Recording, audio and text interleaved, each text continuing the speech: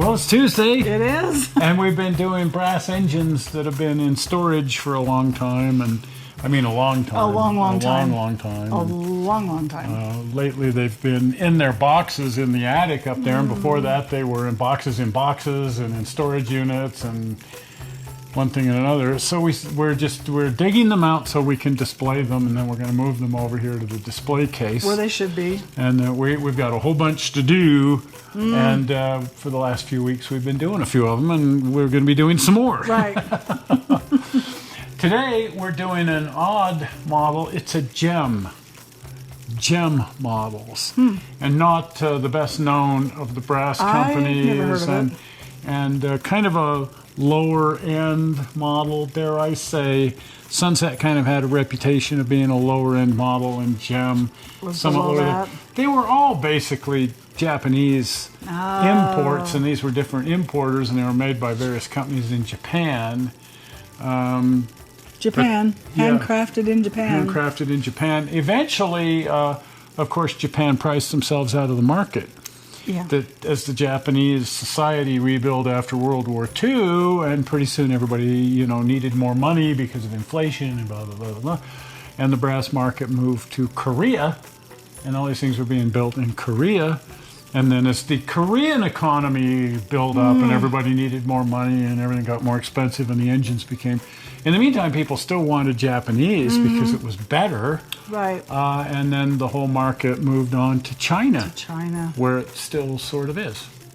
And now that's doing the same thing, that the Chinese market and all those Chinese engines are getting so expensive that you can't afford them. Anyway, I digress about that. But this is a GEM F-9. Oh, look And at so that one. a really basic engine by a real basic company. But if you know anything about me and my love affair with certain kinds of engines, I've always been fond of covered wagons, the early streamlined diesels. That's right. We've shown you the F3s that I modeled and whatnot and entered in the NMRA, These are, of course, unfinished. They're just a very basic model, very early of an F9. And because diesel units are always MU'd, I rarely see one of them. I had to buy two of them. And so I didn't buy a B unit. I just bought two A units. Oh, look at that. Of course, a lot of times when they would run these things, they would put an A unit at each end facing either way, and then that way you don't have to worry about turning the thing around. You can just walk to the other end. And so like the front runner. Exactly like the front runner.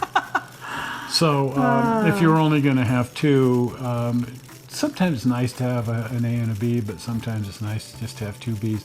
And in theory, what you would normally expect to see is an A, B, B, A, because they'd almost sort of permanently lash the A unit to a B unit and hardly ever take them apart, and then in order to get a front end at both ends, then they'd lash two of those lash-ups together into an ABBA. Because these are gutless. Oh. The original, in the early days of diesel, that was one of the big challenges. That's what the F stands for here, is 1400. The E's, which were a bigger, more powerful engine, the E stands for 1800, but this is F, 1400 horsepower. So compared to a steam engine, this thing couldn't get out of its own way.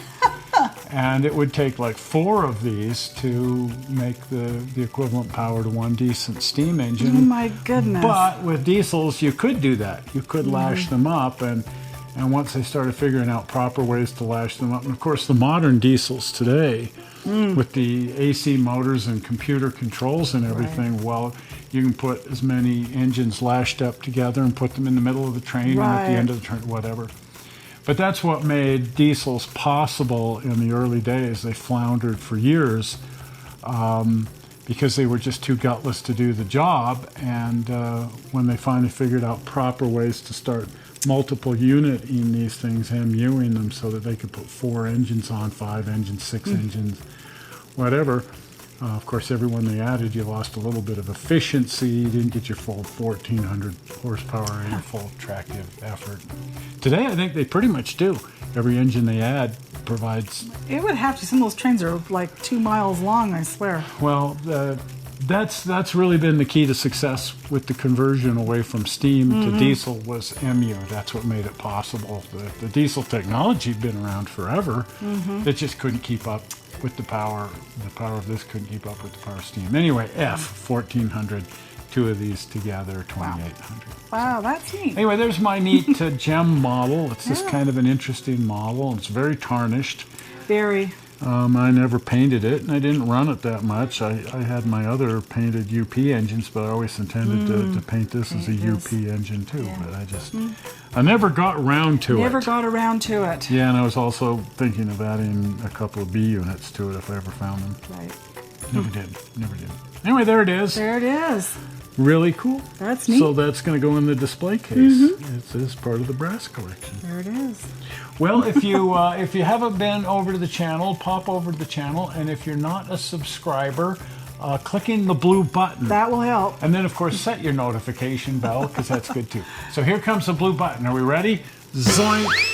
Right there, the blue button. Well, we're not sure how you found this movie on the internet, and we hope you didn't find it boring. And we will see you on Sunday. Yeah. With some Sundays Sundays around. We'll see you then. See you. Bye-bye. Bye.